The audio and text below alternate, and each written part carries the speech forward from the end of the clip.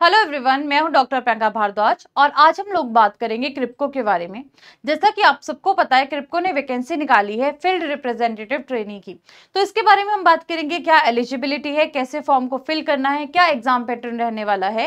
ये सारी चीजें हम आज की वीडियो में डिस्कस करेंगे। चलिए शुरू करते हैं। सबसे पहले तो क्रिप्को की अगर हम बात करें, कृषक भारती कोऑपरेटिव लिमिटेड, इसने जो वैकेंसी निकाली है वो निकाली है फील्ड रिप्रेजेंटेटिव ट्रेनी की वैकेंसी। तो यहाँ पे जो इंपॉर्टेंट डेट्स आपको याद रखनी है कि जो फॉर्म फिलिंग की, जो एप्लीकेशन की सबमिशन की डेट है वो मई 26 से शुरू हो चुकी है और कब तक वैलिड है, जून 26 तक। यानी कि जो लास्ट डेट है आपके ऑनलाइन एप्लीकेशन की यहाँ पे वो जून 26 है। पहले तो आपको ये चीज पता होना चाहिए। दूसरा, अब अगर आपको फॉर्म को फिल करना है तो आपको पहले तो ये चीज भी पता होनी चाहिए कि डिपार्टमेंट कैसा है और वर्क प्रोफाइल कैसी है। तो डिपार्टमेंट की बात करें तो डिपार्टमेंट है मार्केटिंग एंड सेल्स का। और वर्क प्रोफाइल की बात करें कि क्या क्या काम रहेगा, तो देखो आपको डीलर्स के साथ में डील करना पड़ेगा, फार्मर्स के साथ में एंगेज करना पड़ेगा, इसके अलावा कुछ एग्रीकल्चर प्रोडक्ट्स को प्रमोट करना पड़ेगा, मार्केट ट्रेंड को एनालाइज करना पड़ेगा, सेल्स एंड मार्केटिंग का बेसिकली आपको काम करना पड़ेगा और फार्मर्स के साथ में आपको सपोर्ट करना पड़ेगा। यहाँ पे आप वर्क प्रोफाइल देख सकते हैं कि क्या क्या आपका काम रहेगा क्रिप्को में इस पोस्ट के लिए।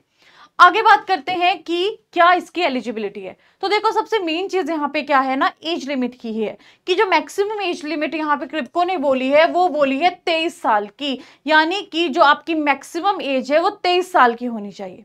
और कब तक होनी चाहिए ये, 30 अप्रैल 2025 तक। तो यहाँ पे मैक्सिमम एज लिमिट का एक फंडा है। और दूसरी चीज क्या है कि आपकी जो बीएससी अगर रिसेंट हुई है, यानी कि जो आपकी बैचलर्स है वो पास 2 साल के बीच में हुई है, 2023 से 2024 के बीच में हुई है, तो आप इस जॉब के लिए एलिजिबल हैं।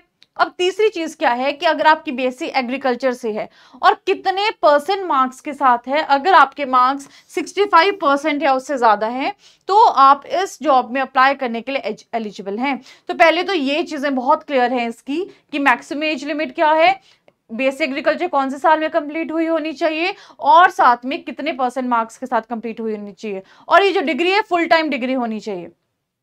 आगे बात करते हैं कि इसमें क्या हमारे पास में वर्क फ्लो रहेगा। तो देखिए सबसे पहले तो आपको क्या करना है, साइट पे जाके रजिस्टर करना है और उसके बाद में वहां पे आपको अपनी डिटेल्स डालनी है और आपको एक ओटीपी आएगा और आपका ये प्रॉपर रजिस्ट्रेशन हो जाएगा। उसके बाद में आपको क्या करना है, लॉगिन करना है। लॉगिन करने के बाद में आपको कुछ पर्सनल डिटेल्स को फिल करना है, कुछ डॉक्यूमेंट्स को अपलोड करना है, फीस का पेमेंट करना है और फॉर्म सबमिशन करना है।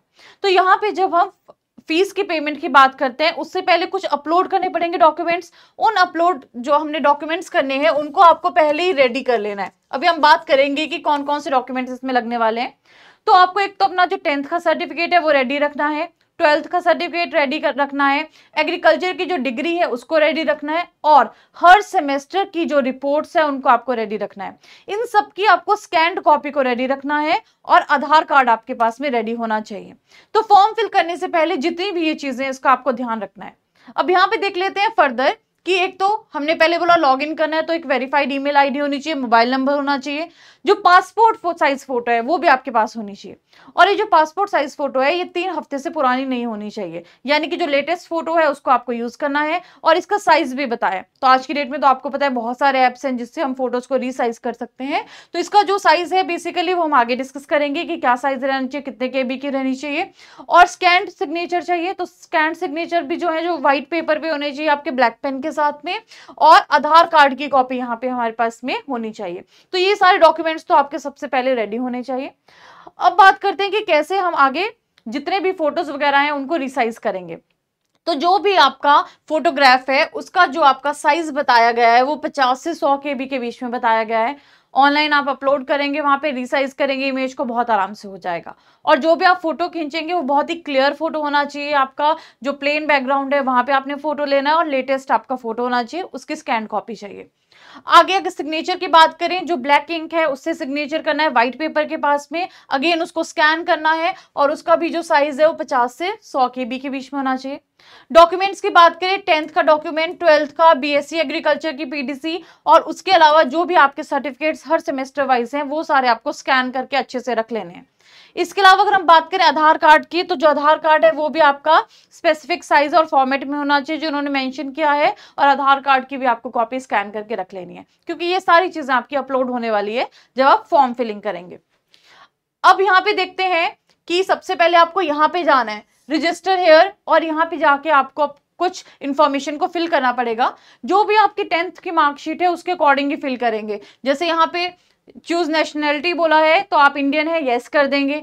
इसके अलावा फर्स्ट नेम जो भी आपका सर्टिफिकेट पे लिखा है वही सेम स्पेलिंग्स आपने लिखनी है, लास्ट नेम है तो वो लिखेंगे। डेट ऑफ बर्थ जो होगी वो लिखेंगे, और डेट ऑफ बर्थ में एक चीज तो बहुत क्लियर है कि 23 साल के आप होने चाहिए, उसे एक्सीड नहीं करना चाहिए, मैक्सिमम ही 23 साल है। तो यहाँ पे ध्यान रखेंगे कि वही लोग फॉर्म फिल कर सकते हैं जिसकी डेट ऑफ बर्थ जो है वो 23 के अकॉर्डिंग है।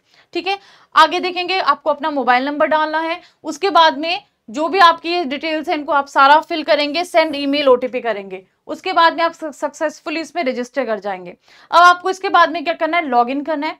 लॉगिन करने के बाद में आपको जितनी भी डिटेल्स हैं 1 बाय 1 ये सारी फिल करनी है। जैसे कि आपका नाम क्या है, आपके फादर नेम क्या है, उसके अलावा आपका एड्रेस क्या है, ये सारी चीजें आपको यहाँ पे लिखनी पड़ेंगी। इसके बाद में जो भी आपके एजुकेशनल डिटेल्स हैं 1 बाय 1, जैसे 10th की, 12th की, आपके जो डिग्री सर्टिफिकेट्स हैं वो सारी डिटेल्स आपको देनी पड़ेंगी। और यहाँ पे लिखा ना 65% से ज्यादा होने चाहिए, तो वहां पे जो आप फिल करोगे अपने मार्क्स, अगर आपके 65% से ज्यादा है तभी फॉर्म फिल करना। और इसके अलावा एक और चीज भी यहाँ पे है कि जब भी आप एजुकेशनल डिटेल्स देंगे तो वहां पे सर्टिफिकेट नंबर वो बोलेगा, तो सर्टिफिकेट अपना देखना, सर्टिफिकेट के साइड में आपको सर्टिफिकेट नंबर लिखा हुआ मिल जाएगा, तो सर्टिफिकेट नंबर वहां से आप फिल कर सकते हैं। और जो एप्लीकेशन की फी पेमेंट है वो आप कर सकते हैं, और जितने भी फोटोज वगैरह हैं वो सारे आप अपलोड कर सकते हैं। तो बेसिकली आप फॉर्म फिल कर सकते हैं इस तरह से। अब इसके बाद में एग्जाम पैटर्न की बात करते हैं। तो एग्जाम पैटर्न इसका कैसा रहने वाला है, तो एग्जाम में आपके आएंगे टोटल नंबर ऑफ क्वेश्चंस 100, और इसके अलावा जो एग्रीकल्चर के नंबर ऑफ क्वेश्चंस हैं वो 80 आएंगे, जो जीके और करंट अफेयर्स हैं उसके 20 नंबर ऑफ क्वेश्चंस आएंगे। तो यानी कि टोटल 100 क्वेश्चंस आपको देखने को मिलेंगे। सीबीटी टाइप एग्जाम होगा, कंप्यूटर बेस्ड एग्जाम होगा, और यहाँ पे जो टाइम मिलेगा आपको वो 2 घंटे का मिलेगा, यानी कि 120 मिनट का आपको यहाँ पे टाइम मिलेगा इस एग्जाम के लिए। सीबीटी के बाद में आपका इंटरव्यू भी होगा यहाँ पे, और फाइनली फिर आपका इस तरह से सिलेक्शन हो जाएगा। तो क्रिप्को का जो फॉर्म है इसमें अगर हम सैलरीज की बात करें, जो स्टार्टिंग सैलरी है वो 35,000 से है, और सब कुछ मिला जुला के जो आपकी सैलरी हो 45 से 50 तक बहुत आराम से आ जाएगी। तो आप इस जॉब के लिए अप्लाई कर सकते हैं, और इसका फॉर्म जो फिल करना है वो मैं आपको सारी डिटेल्स बता दी हैं। सारे डॉक्यूमेंट्स को आप रेडी करके रख सकते हैं और फॉर्म को फिल कर सकते हैं। थैंक यू सो मच, मिलते हैं नेक्स्ट वीडियो में।